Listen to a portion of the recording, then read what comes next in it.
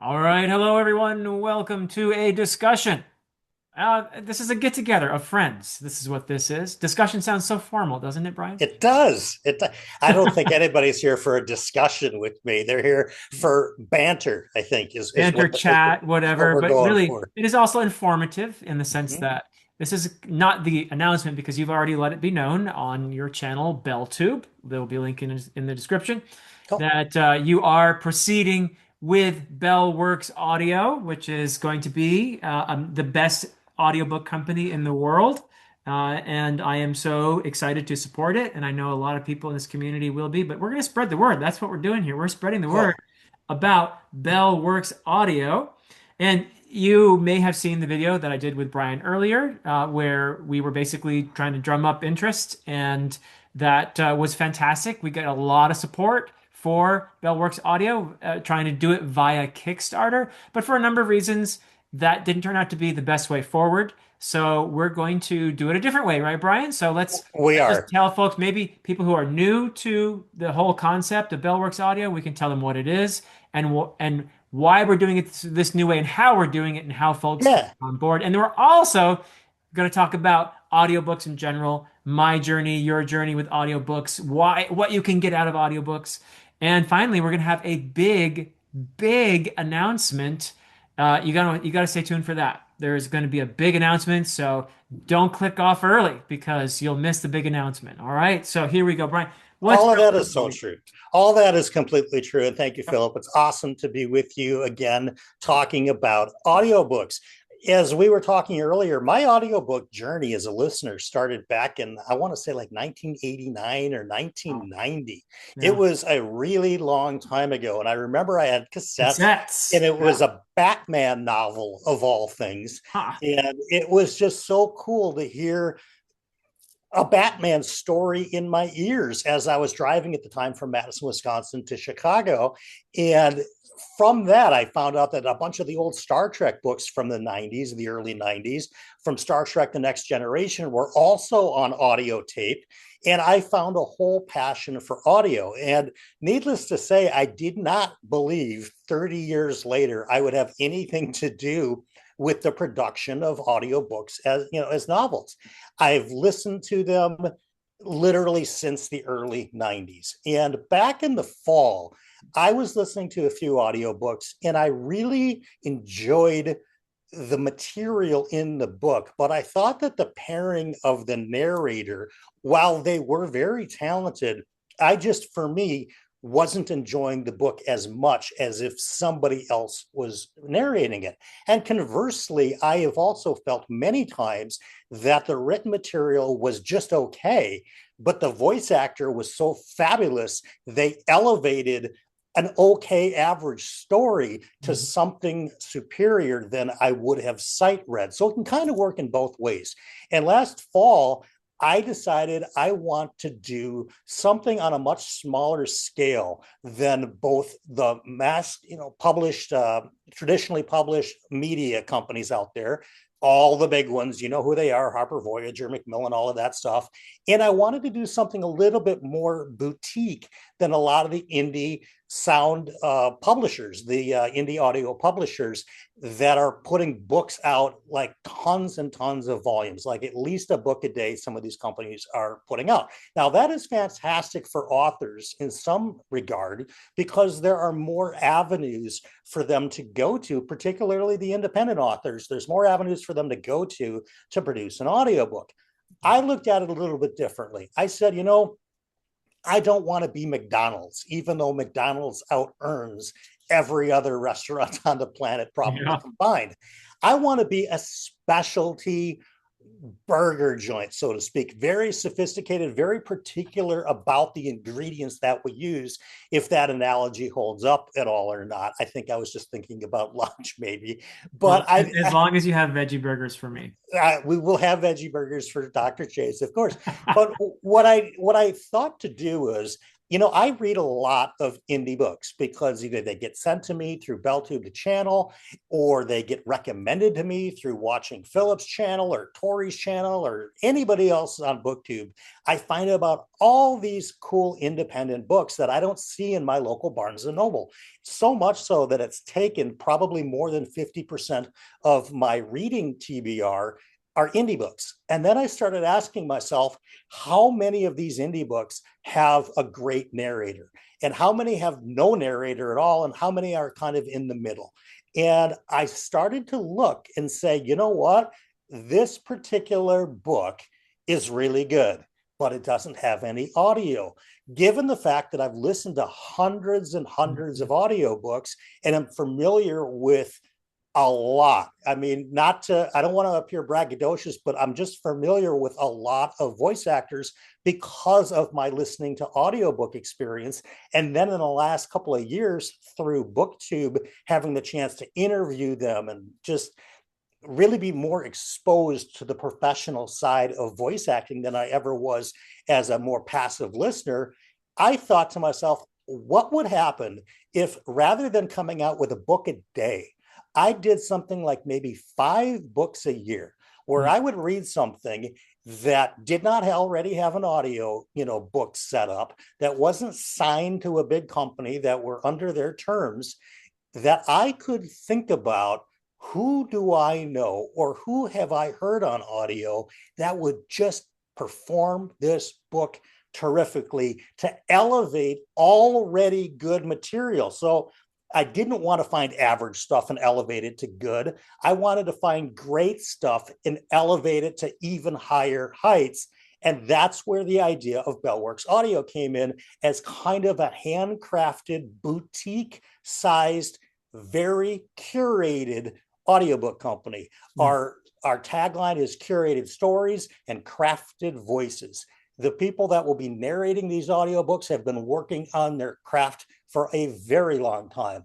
The stories that we're going to curate are exceptionally well thought out, so much so that I was shocked in some regard for the first book, and maybe we'll talk about that one in a minute. We will. Didn't already have audio, because I said, this is an absolute hit for audio. So that is kind of where this idea fomented back in, I want to say, September of 2025, because I just felt like I'm not an author. I know I can't write a book. Props to Philip for being able to do that. I know I'm not a voice actor, although, as you can probably already tell, I like talking. What my skill level really involves is sales, marketing, and networking and connecting people. Yes. And all my years in the nightclub business, if you don't know, I used to own and operate one myself for almost 16 years here in downtown Minneapolis. And it was my job to connect people, connect the crowd, connect the staff to the crowd, connect to the promoters, the DJs, everybody.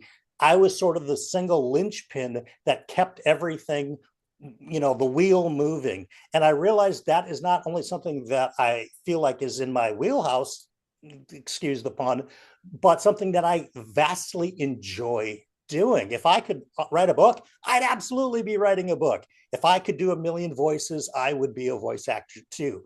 But I know I'm better at connecting people that have those skill sets already.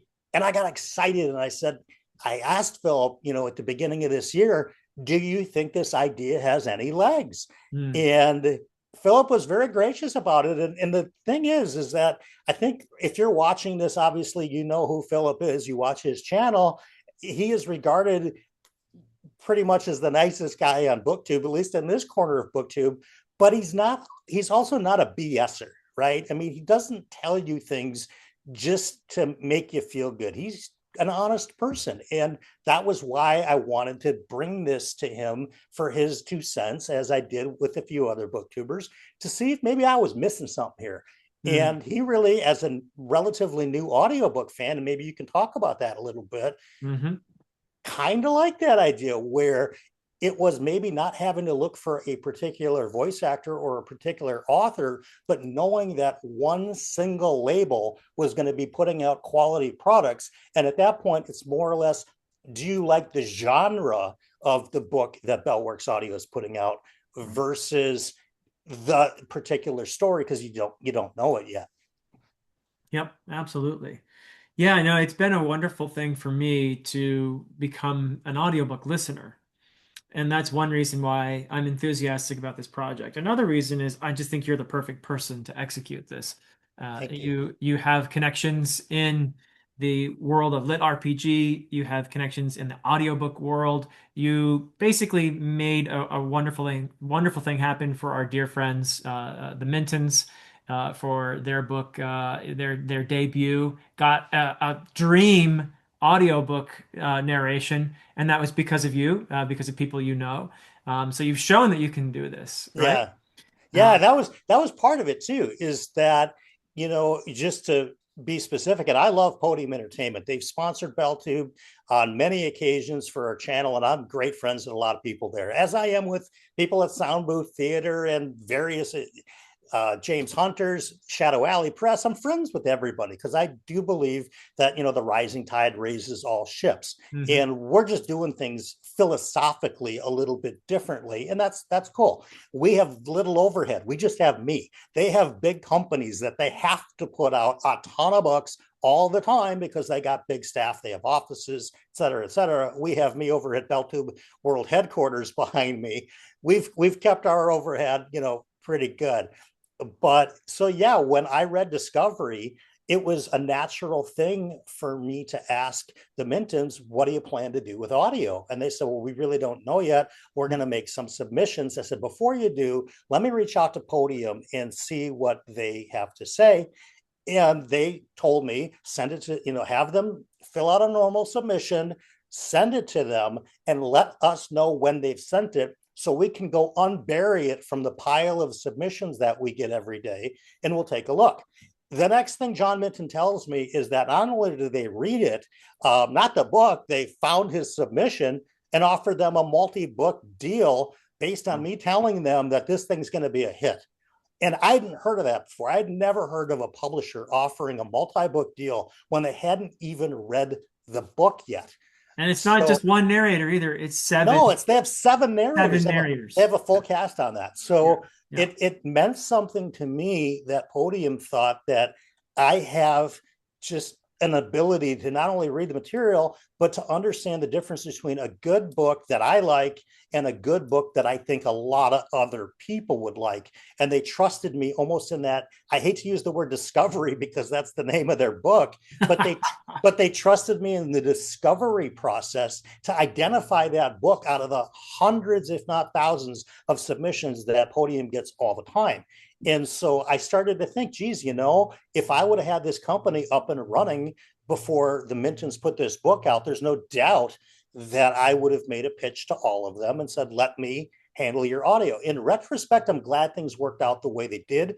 because Podium has been fantastic to them. Yeah. And the narrators that their managers figured out to do all the different native voices, spectacular. Chef's kiss. Wouldn't change a thing with what the Mintons have going, but it reassured me that I think I'm on the right path with this idea. Hmm.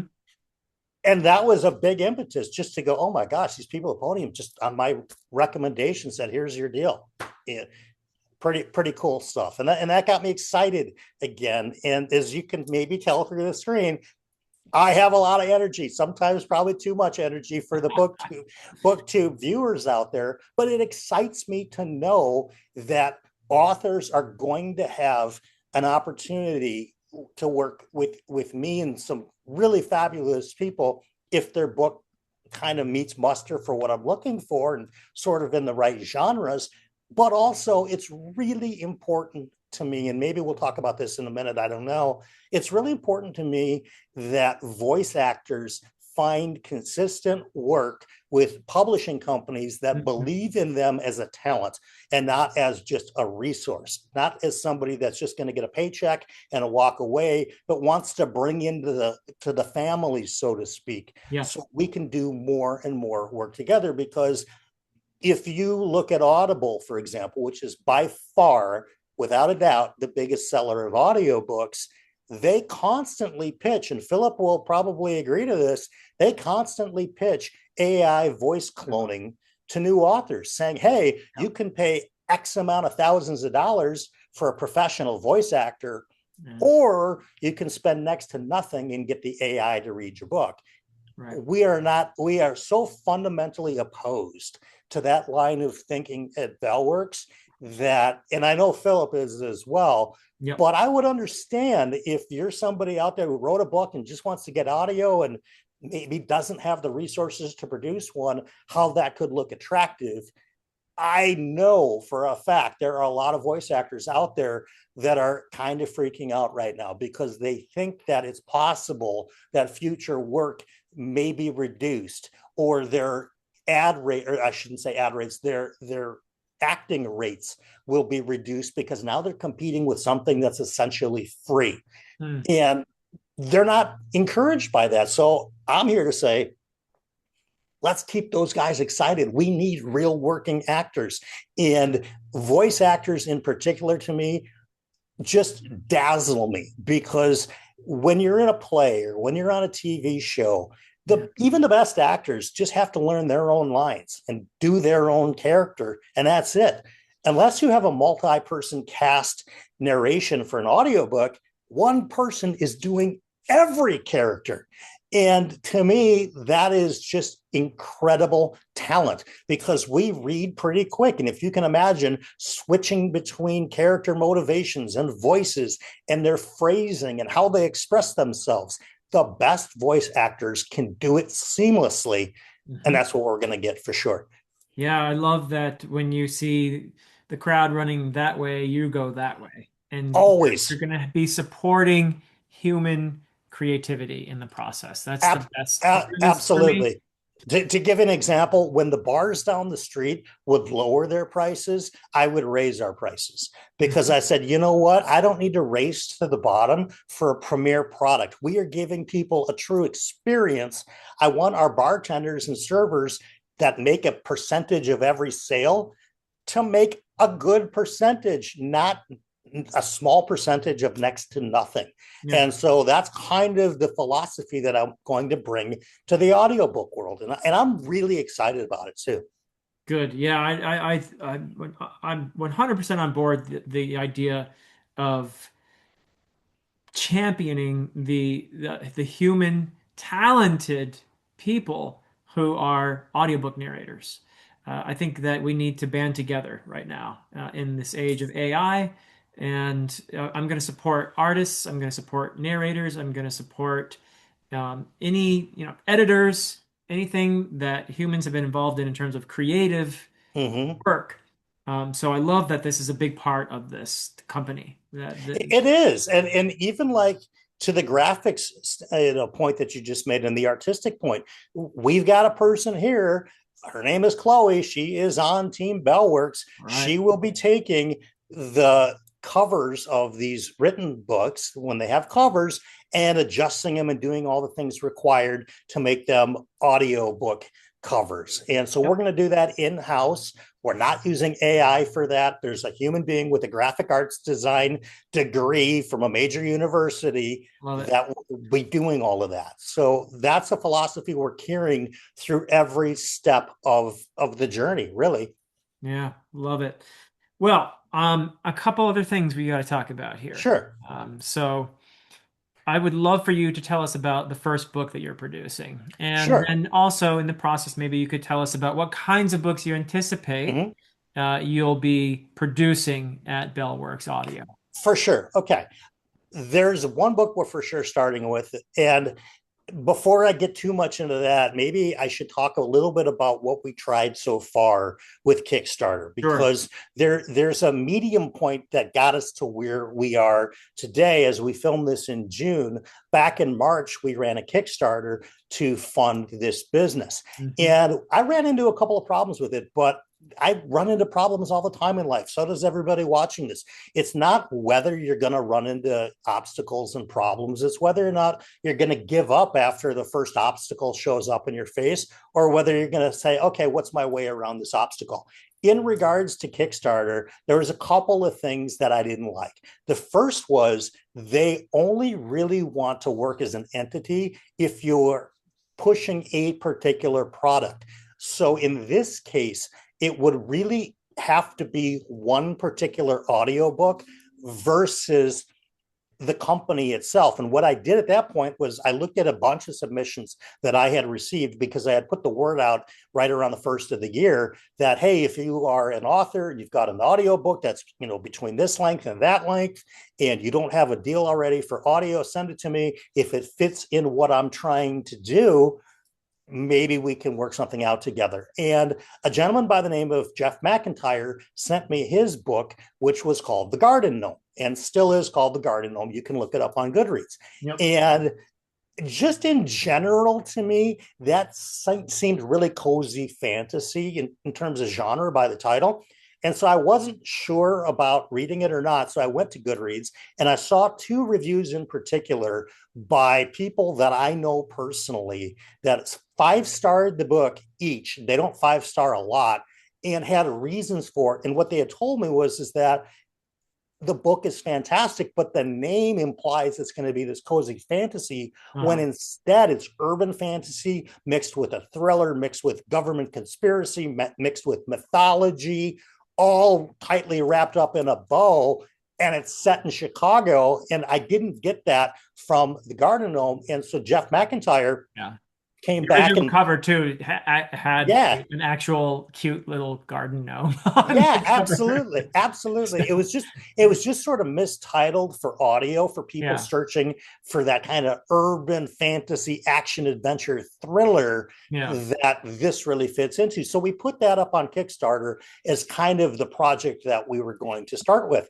And the challenge is that Kickstarter basically is good for a couple of, that's the original That's the cover. Original cover. That's not the current cover, but the new current cover is on our website at bellworksaudio.com, and we'll talk more about the website in a minute. And it gives the vibe much more effectively. Yeah, absolutely. When you'd hold up both covers and you'd understand what the book actually is now. But Kickstarter was a challenge for me because I didn't understand the significance of their all or nothing funding, meaning me in this case, set a number. And if you hit that number, you get the proceeds from the pledges. If you don't hit that number, or if you come 99.9% close enough to that number, you still get zero.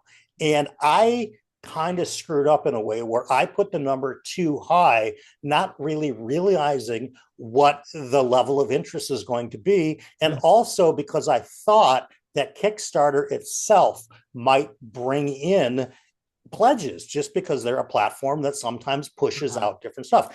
What I realized was a couple of things.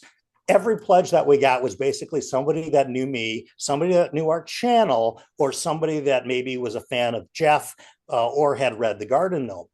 On the other hand, Kickstarter was pushing on their front page huge multi-million-dollar projects of very, very famous people that we got buried in. And so the things that I was counting on to get from Kickstarter themselves for pledges was essentially zero. What we did get from people who watch BellTube and people who are excited about BellWorks Audio from hearing about it on YouTube and on X and different socials was fantastic, more than enough to do a couple of books right out of the gate. So I used that as a data point. And I said, all right, what do we do next? Because, and the other big problem I should say with Kickstarter that I think is really significant is that when you get it like a special edition hardcover book, which is very popular in the book community on Kickstarter, you make a pledge at a certain level, you actually get that book. That's what you're paying for. It's almost like a pre-order in some sense. Kickstarter would not allow me to reimburse people for buying the audiobook. They forbid it. So it was an uphill ask all the way through to say, hey, support this at X tier. By the way, you still don't get the audiobook. That was problematic. So I said, okay, let's forget Kickstarter altogether. Let's just do it ourselves. Since Kickstarter, so how can people jump on board? How can they support you? Now. Right. So now we go to our website, bellworksaudio.com, which I'm sure Philip will put in the description below. And all the exact same tiers are right there for you on bellworksaudio.com, except for a good 2/3 of the tiers, which aren't ridiculously expensive.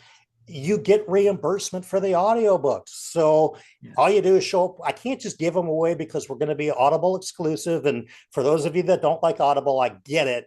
I'm going to give you the 10-second version why they pay the most to the publisher, which allows the publisher, in this case, me, to pay the most to the authors and pay the most to the voice actors. Let me just So, back you up on that yeah. because I'm an indie author too. And as much as it makes me uncomfortable at times working with the, the juggernaut, Mm-hmm. I also can acknowledge that I do better by Amazon than I do by other means of publishing my books. And I know this for a fact because in the case of my books, I do publish through both KDP and Ingram Spark, and I get more money per book from KDP, which is Mm-hmm. Amazon. And it seems like the way to go as well for the moment. I'd love for there to be more competition, Sure. but the truth is, yeah, nobody does it better. And It's yeah, very true, and I will say to the authors that might be watching this, I've been a professional seller on Amazon with my Bell Flask product yeah, for just over 10 years, and I know all about the ins and the outs of Amazon as an entity, and I know how gigantically dysfunctional they are, and I know how they make their financial reporting as murky as possible to make it essentially undecipherable. But yeah. I've been there a decade. I know what I'm looking at. So when we look at Audible screens and we're trying to figure out what our royalties are and if they're right or wrong, and you would be surprised, or maybe you wouldn't be surprised, how many times Amazon screws up in their favor. If you've ever played Monopoly and you got the card bank error in your favor, you don't get that card when you're playing on Amazon. You No, get no, no, no, bank no. error in Amazon's favor. But Yes. I am extraordinarily adept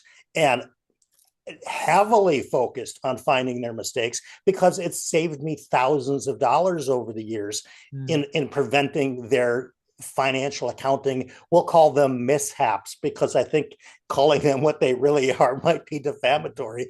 But I'm really used to looking at those Amazon screens. And so where do we go? We go to bellworksaudio.com. You're going to see all those tiers. Oh, I was talking about Audible. Because of the exclusivity with Audible, I can't just send out codes ad hoc to anybody who backs the Kickstarter. However, what I can do and what Kickstarter refused to allow me to do is reimburse with proof of purchase. So you simply email Brian at bellworksaudio.com. You show a little screenshot of that you bought the book or whatever. I send you back whatever you paid for it. So you're fully reimbursed. And that way you're really getting something that the company is about. And then there's plenty of other stuff, AMAs and private discords and all that good stuff you get along with the bundle. But the product itself, the audiobook that we're going to be making, you're going to get that too at most levels. So that is something that is a huge, huge deal maker for me, something I'm proud that we decided to do and that we can do. It just took about an extra 60 to 80 days to get that going. And that's what I told Jeff when our Kickstarter didn't fund. I said, Jeff, our first author, are you willing to stick with me? Because I always have a plan B, C, D, E, and F, and a million different plans because you just don't know what you don't know. And we found out what we didn't know about Kickstarter. We found out they weren't going to provide anything in terms of people finding us to begin with. There'd be zero discoverability. And we wouldn't know how many people from BellTube or whatever would want to go to Kickstarter. We found out. So Mm. now that we have that information, I know we can do this. We got enough good, positive data to Yeah. take an idea of something and ask the public, does it have legs? And does it have enough legs that people are willing to financially back it? And the answer was an unequivocal yes, absolutely. Amazing. All You had right. asked me another question. I don't remember what it was. Genres. Yeah. What is BellWorks audio going So to be let's producing? talk about genres for a second. All right. So we're looking in general, and there's going to be exceptions to every rule here, because if you know me at all, we're more of a rule breaker mentality over here than strict rule adherent person. But as a general idea, we want books that are somewhere around 100,000 words to 200,000 words. The reason is because as they get over 200,000 words, they get prohibitively expensive to Yeah. start making because of so much production time going into that story. When you're under 100,000 words, you run the risk of Audible pricing the item too low to really pay the the people that we want to do well with our books, the Mhm. audio or the authors and the audio narrators.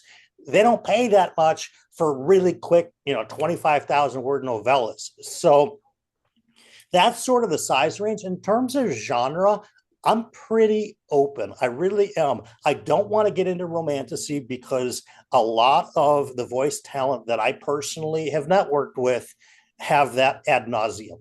They look at their schedules, and it's no, disrespect on romantasy, Uh-huh. but they don't get fired up to go read another romantasy book just because that's what's hot right now.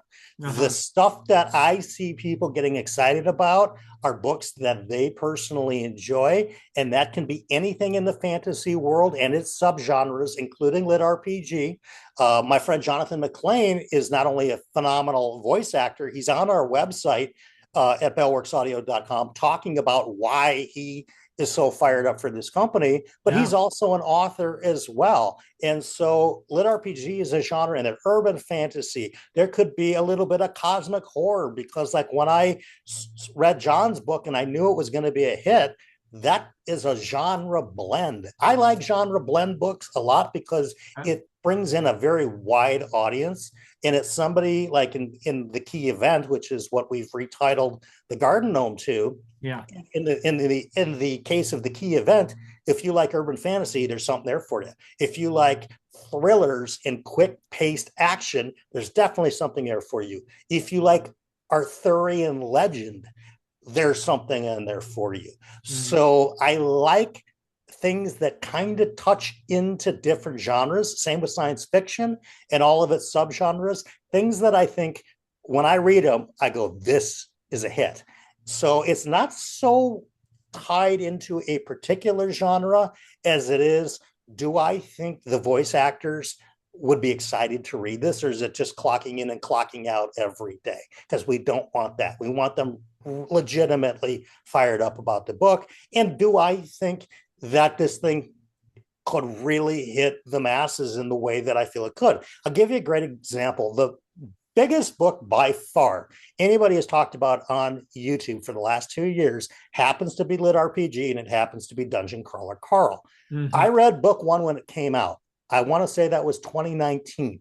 And I was screaming from the rooftops that this thing could be mainstream if the word ever got out. And now I watched Matt Dinneman appear on other BookTube channels 6 or 7 years ago with fantasy booktubers that were almost like poo-pooing the whole idea of lit RPG. Uh, And basically, in some sense, they were saying sort of the right things, but their body language was almost more like, well, I'd rather play a video game than read a video game. And that was the vibe that they were giving off. huh. And I'm sitting here watching this stuff going, you guys have no clue. I'm telling you, with the kinds of talent that there is in lit RPG, and also people don't realize that outsells everything pretty much besides romantasy Yeah. by far. Just because you don't see it at your Barnes and Noble, besides maybe Cradle and now Dungeon Crawler Carl, these books sell millions of copies, a lot of them. And that's probably why there's a big draw for authors to write them. That's also why you need somebody who knows what they're reading to determine what the quality level is, because for every Dungeon Crawler Carl, there's 30,000 not Dungeon Crawler Carls out there that are going to sell one book to the parents, and that's it. So you got to kind of have an idea of what you think the public will also like, and the narrators like. So lit RPG for sure, epic fantasy absolutely, science fiction absolutely. Yeah. If the book happens to be a standalone, that's great. If it happens to be part of a series or a book one of a series, from my standpoint, I just want to know that book two is already underway, because Mm. at that point, we're kind of making an investment in the beginning of a series. And I'd like to be able to see it through. And in Jeff's case, the key event is already followed up by the second book, The M Word. So So wait, so that means you're not signing up George R. R. Martin, even though he's on your bowling team?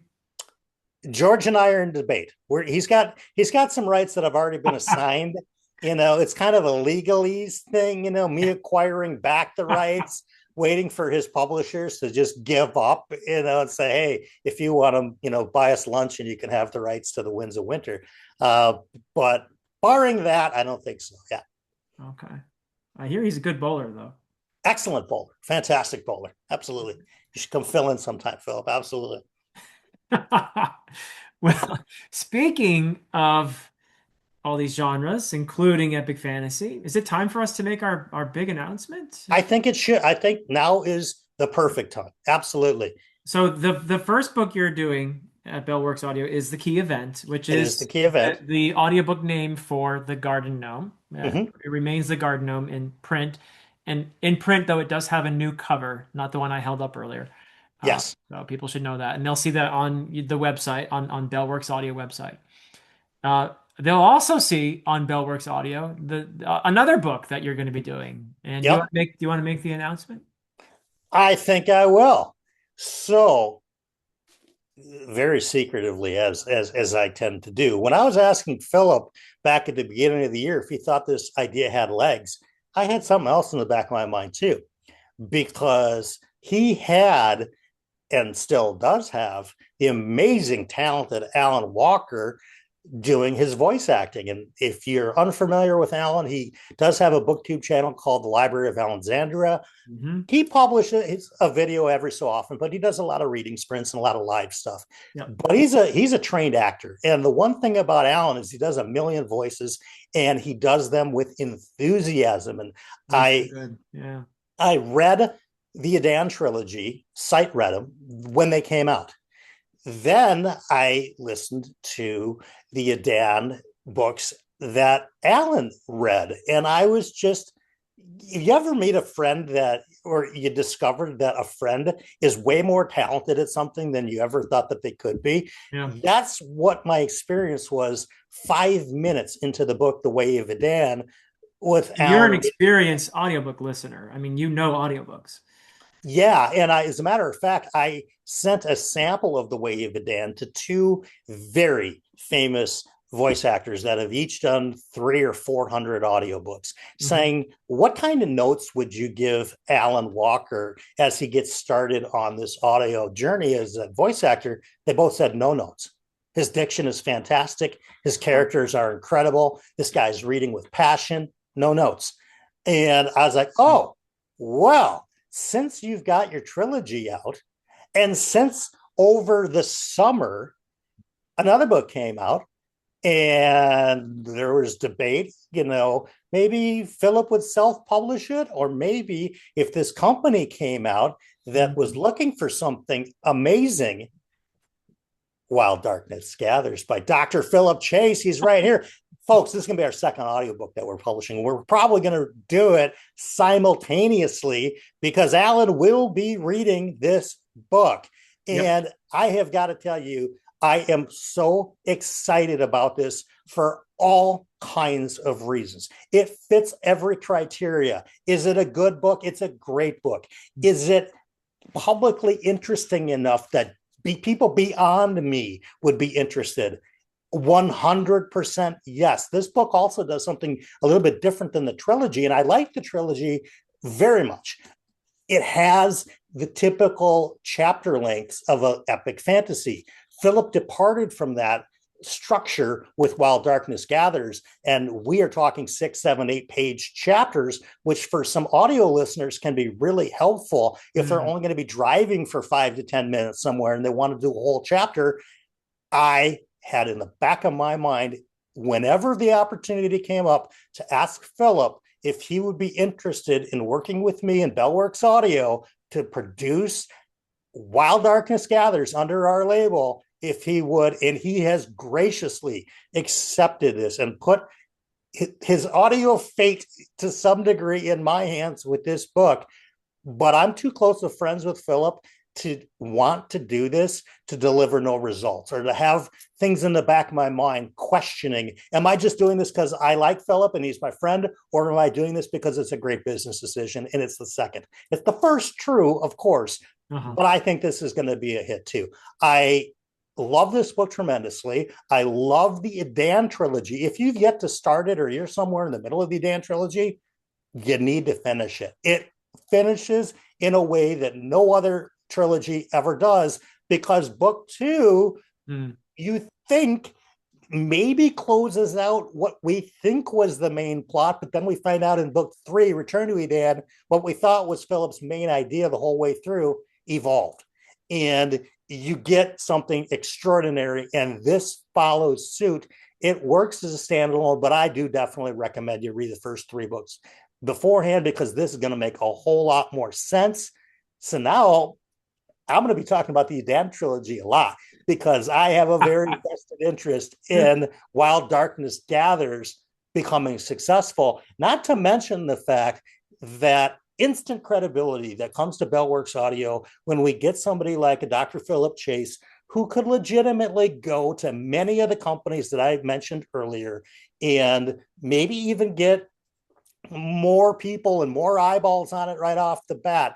But the fact that he's trusting in me to take on this role is incredibly empowering.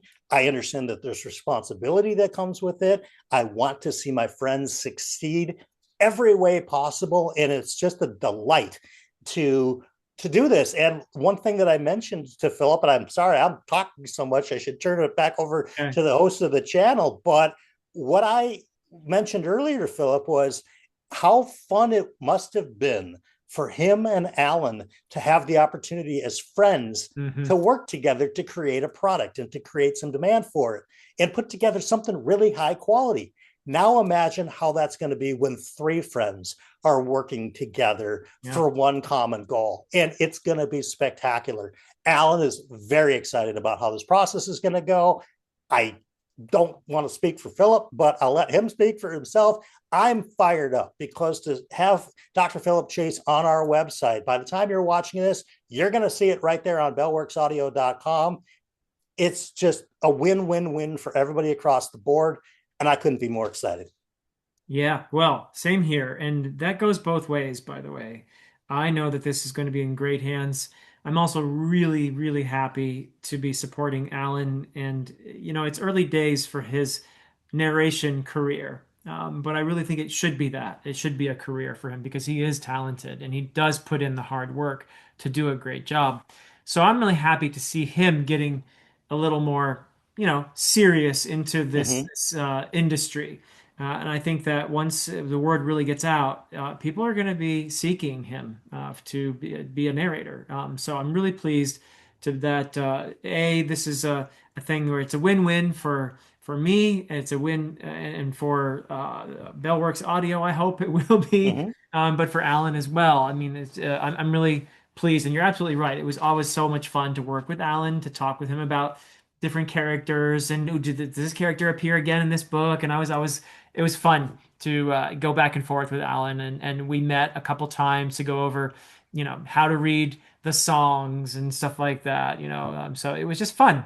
And now we have you in the mix, and I hope we'll get together and talk about, strategies and Of voices and course. whatnot. And the more the better, as far as I'm concerned, because it's fun to hang out with friends. And Uh, hopefully in the process we create something really great and entertaining for people. we are 100% going to do that.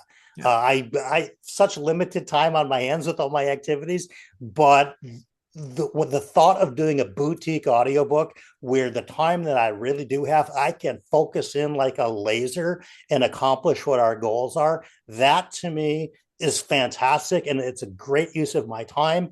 And if I can elevate both friends up and they can help elevate our new company up, it's truly a win-win-win across the board. And I know beyond a shadow of a doubt, Alan 100% has a future in voice narration. Yeah. This isn't even just coming from me as a listener. This is coming from professional audio narrators that said no notes. the guy's terrific. So it's just a matter of getting him more exposure, having more titles with his name on it. Here's one that's coming out. It will be out sooner than you think, I suspect, because if I'm not mistaken, he'll be recording sometime this summer. Yeah, he's on it. He's reading it right now, actually. So yeah, Mm-hmm. It's yeah, very fun stuff. And you know what? It should sound like ear candy to you guys, because we are going to professionally edit it to the exact same standard yeah. as the Adan trilogy. So you can flow from one book to the next and not see any, or not, I should say, not see, not hear any noticeable difference in the terrific quality that Alan's already got going. And if he didn't, I would have switched his editor. But it's great. There's no Yeah. reason to. So He works well.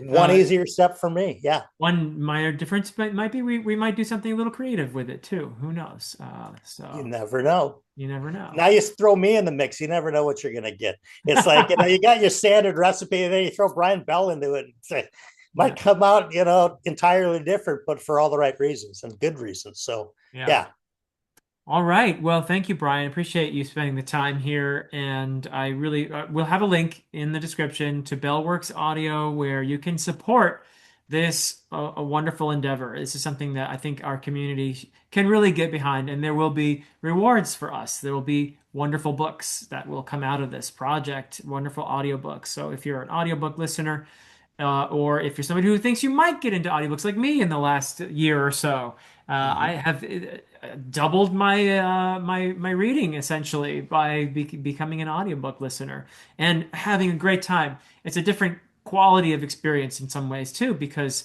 you're listening to a performance. that's And it's not right. quite the same. There are strengths to both of these activities. I still love reading my physical books. I would never Hmm. stop doing that. Same. But I love listening to a talented narrator's performance. It is a different kind of pleasure as well. So if you're somebody like that, or if you're just somebody in the community who thinks, you know what, I want to support this wonderful person, Brian Bell, I'm gonna chip in. No amount is too small, really. I mean, you'll see. Yeah. You go to the website, you can give $5 even You if you could want. throw $5 into the kitty Yeah. if you want to. Yep, that's like Uh, a cup of coffee at Starbucks or it's, whatever. it's, it's might even be cheaper than a cup of coffee Yeah. at Starbucks these days. The other thing that I would like to just say before we conclude, too, and I'll let Philip close this out, is that if you've read or listened to the Dan trilogy, particularly if you've listened to it, go to Audible and rate it with a Mhm. star rating and review it because I am intimately familiar with how the Amazon algorithm works. And the more ratings they have and the more reviews they have, the more likely they are to show it to people who've never heard of Philip Chase, have never heard of Alan Walker, don't know anything about the Adan trilogy at all because it's not in Barnes and Noble. They'll start to show it more. So if you've read it and when you do read them, don't forget to rate them because that is equally as important to an author that's just getting a new trilogy out, or in this case, the fourth book out. That is almost more important than the book being bought by you in the first place Mhm. because you buying a book is one sale. You reviewing a book and rating a book could turn into 100 sales. And that's something that we're going to be talking about a lot at BellWorks and on BellTube is how important it really is to at least put something into a rating and something into a review. It helps far more than one would realize. And if I hadn't spent the last decade of my life working through Amazon selling my other product, I wouldn't know that either. So it's monumentally important, and I hope you'll do that. All right. Well, thank you. Yeah, I think on behalf of indie authors everywhere, thank you for that pitch because yes, it does make a difference, and we are very grateful for the folks who take the time to rate and review. It really does help a lot. So, but yeah, last word really is just, hey, I'm excited for this, my friend. I'm really excited. I think Same. this has the potential to be a really great company.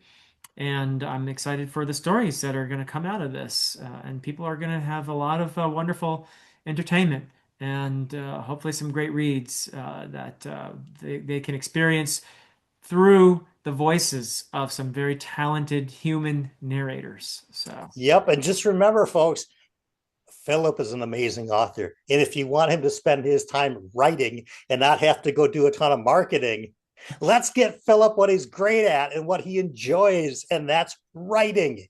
and let somebody else worry about the marketing and all the other stuff that goes along with it after it's done. Somebody who's Because, better at it than I am, hopefully. well, somebody who's at least done it for many, many years and wakes up knowing sort of kind of how to do it and network.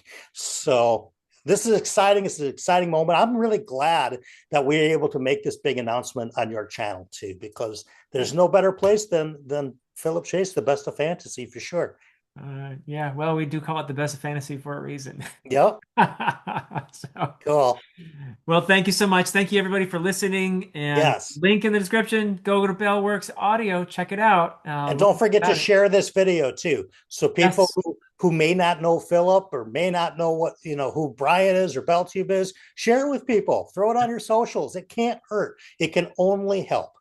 Yep. Let's put our community behind this, and I think we'll see some great things come out of it. Awesome. But Looking that is forward it to from us for now. Until next time.